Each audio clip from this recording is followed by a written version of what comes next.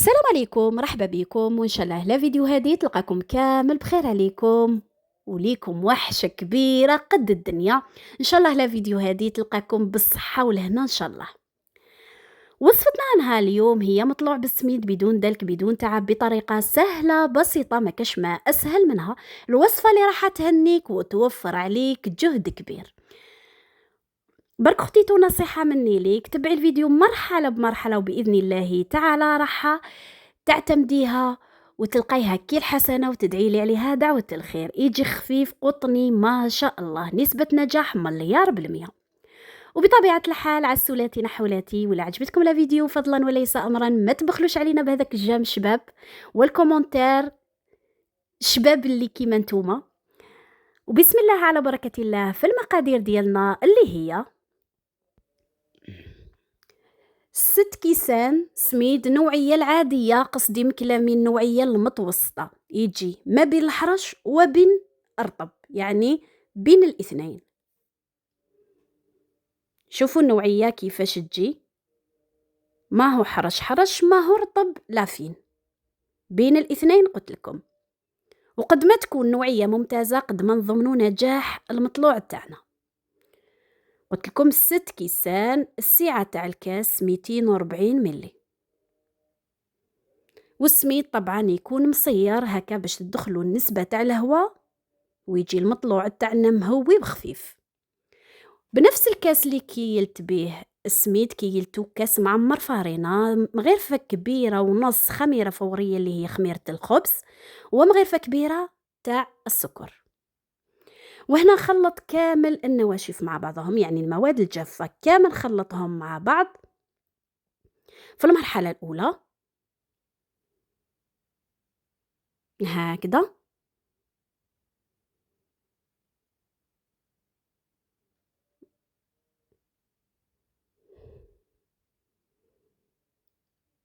فوالا. ودوكا نجيب الماء. بالنسبة للماء يكون ماء عادي، يعني ماء من روبيني في فصل الصيف، أما في فصل الشتاء لازم تدفوا الماء تاعكم. هنا نروحوا غير بدفعات ماشي دفعة واحدة، يعني نرشوا غير بالعقل حتى نلحقوا القوام اللي لازم نلحقوا ليه، غير بالعقل. لايم العجينة تاعي غير بطرف الأصابع، يعني مانيش ندلك، غير لايمها فقط هكذا. نتحصلوا على عجينة طرية وفي نفس الوقت متماسكة. دوك نوريكم القوام اللي لازم نتحصلوا عليه، تبعوا معايا فقط كل المراحل. شوفوا هاوليك القوام بعد ما خليت العجينة تاعي ارتاحت حوالي 3 دقائق هكا باش نتيستي العجينة تاعي نسبة الامتصاص تاع السوائل تاع السميد ديالي، وكل سميد ودرجة الامتصاص تاعو. هذا وصفة مطلوع بالسميد هذا يصلح بالنوعية الرطبة كما أنه يصلح بالنوعية العادية اللي هي النوعية المتوسطة. نقصد مكلامي الرطبة هو الإكسترافين. برك كمية الماء تختلف من نوعية لنوعية، ركزوا لي فقط على هذا القوام. هاوليك ليكم نتوما ولا متوفر عندكم النوعية الرطبة تقدروا تستغناو على الفارينة نهائيا، ديروا غير 6 كيسان تاع السميد فقط. وهنا خليت شوية ما حوالي نص فنيجيل غير ربع تاع ماء يكون دافي، خبيتوه هكا حطيتو دو كوتي باش نحلحل فيه مغرفة كبيرة تاع الملح. كما لاحظتوا عجلنا العجينة تاعنا عفوا وهي مسوسة، نحطها في قدرة ولا في كوكوت ولا في طنجرة، أي حاجة عندها غطاء تاعها. نحط العجينة تاعي حوالي 45 دقيقة. في فصل الشتاء تروحي حتى السويعة وزيادة، أما في فصل الصيف راكي راحة مامبا ربع ساعة تلقاي العجينة تاعك تضاعفت بالدوبل. كما راكو تشوفوا عجينة ما شاء الله خفيفة قطنية ما شاء الله. سر النجاح تاع هاد المطلوع هو المراحل تاعو. هنا ندي غازي العجينة تاعي كامل، نخرج لها نسبة تاع الهواء ونحطها في جفنة ولا ليان يكون واسع. هنا دوكا أكيد طبعًا نحاول نليمها على كتلة وحدة، ونجيب هذاك النصف نيجيل تاع الما يكون دافي، حلحلت فيه مغرفة كبيرة تاع الملح، نفتح العجينة تاعي بهذه الطريقة، ونجيب هذاك الما ندير فيه الملح اللي هي مغرفة كبيرة قلت لكم، نحلحل هذاك الملح حتى يولي ما يبانش، يعني الحبيبات كامل يذوبوا هكذا، ونفرغ هذيك الكمية كاملة.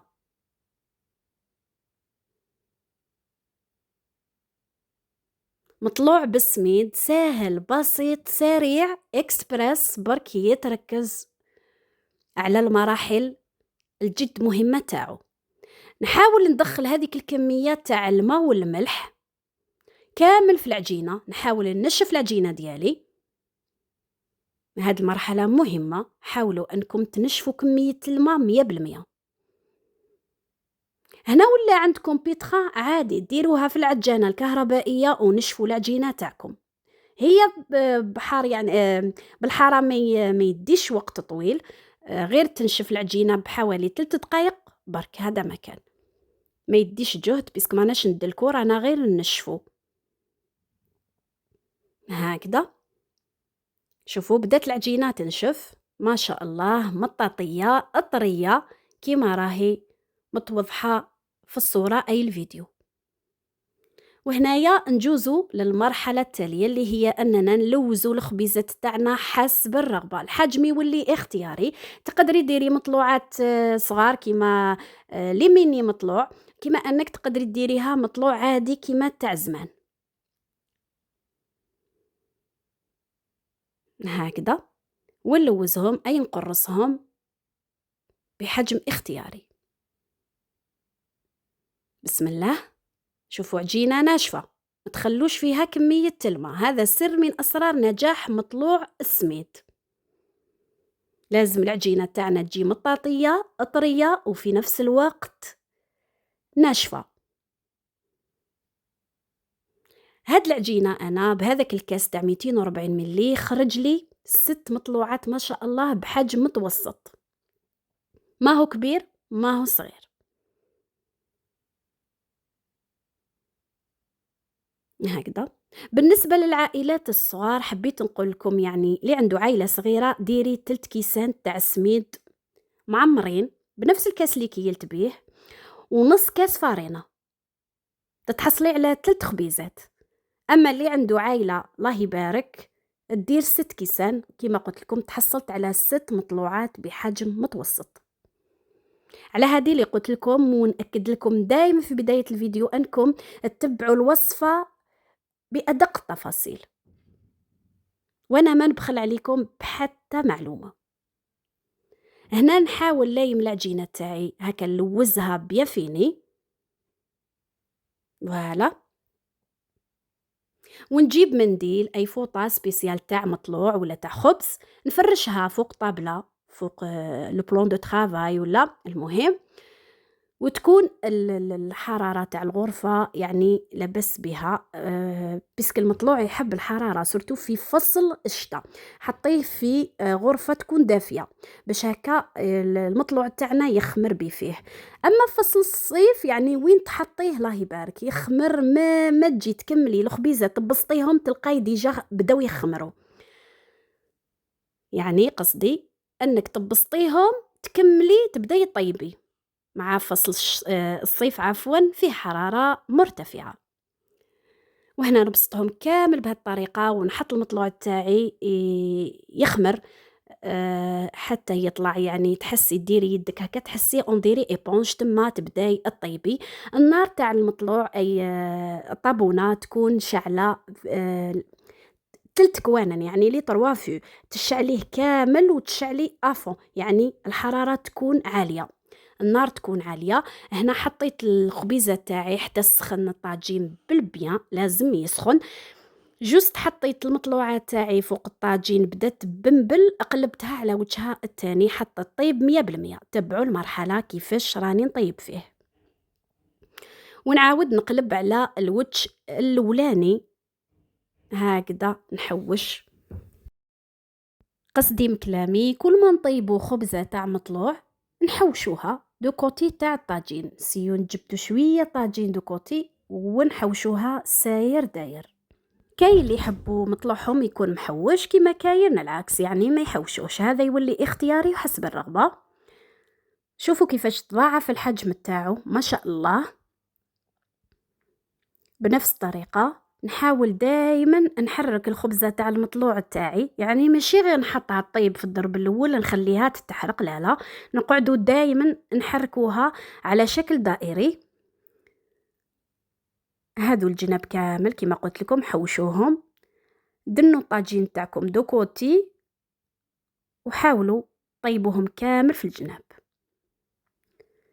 شوفوا كيفاش طيبتهم على لون ذهبي فاتح، يعني ما حطيتش الخبزة تاعي وخليتها تحمر على حالها، انا اللي كنت نقوم بالحرك تاعها كما راه متوضح في الصورة. انا معليا غير نكمل كمية الخبيزات تاعي بنفس الطريقة، وهاولك ليكم خبز المطلوع تاعنا كيفاش جا حميمر الله الله، شهيتكم في الجنة، جاء ولا اروع. شوفوا في النهاية همليك الخبيزات تاعي تبارك الرحمن، وما كاش قد الخبز اللي نخدموه في الدار سواء كسرة رخصيص ولا مطلوع، والوصفات التقليدية لا يعلى عليها.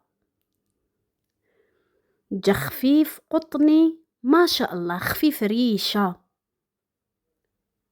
فارغ ومخبل من الداخل، ونديري راكي رافدة ايبونج من كثرة الخفة تاعو والطراوة. شوفوا سيت اني يعني نطويه عاود ولا البلاستو، هذا يعني هذا دليل على سر نجاح تاعو. نقسم معاكم بالموس لداخل باش تشوفوه كيفاش جا مشهد كي الشهدة. وصفة المطلوع عفوا اللي راح توفر عليك جهد وتعب كبير وتلقايها كي الحسنة. برك ادعيلي عليه دعوة الخير، وادعيلي انه ربي شافيني ان شاء الله من يدي وظهري. ربي يخليكم ليا ان شاء الله حبيباتي. هاولي كيفاش جا مع شريبة ولا حميس ولا كاش سوب هكا، ما كاش ما احسن منه. والاهم من هذا الشيء انه مخدوم بالسميد، وكما قلت لكم نتوما ولا كان عندكم ليكس خافين تقدروا تستغناو على الكاس تاع الفارينه اللي ذكرته في بدايه الفيديو، ديروا برك 6 كيسان تاع السميد نوعيه الرطبه. هاوليك ليكم، وهذه هي وصفتنا نهار اليوم، ان شاء الله تكون نالت رضاكم واستحسانكم يا رب العالمين. واللي لحقت معايا لهاد المرحله نقول لك اختيتو العزيزه، ما تبخليش علينا بالجام والكومنتير والبارطاج لما لا هكا باش تكبر عائلتنا وتزيد تعم الفائدة. دوكا ما بقى لي غير نقول لكم اتهلاو لي في رواحتكم وفي صحيحتكم، نتلاقاو الى فيديو اخر بحول الله تعالى. استودعكم بالله الذي لا تضيع ودائعه، والسلام الله عليكم.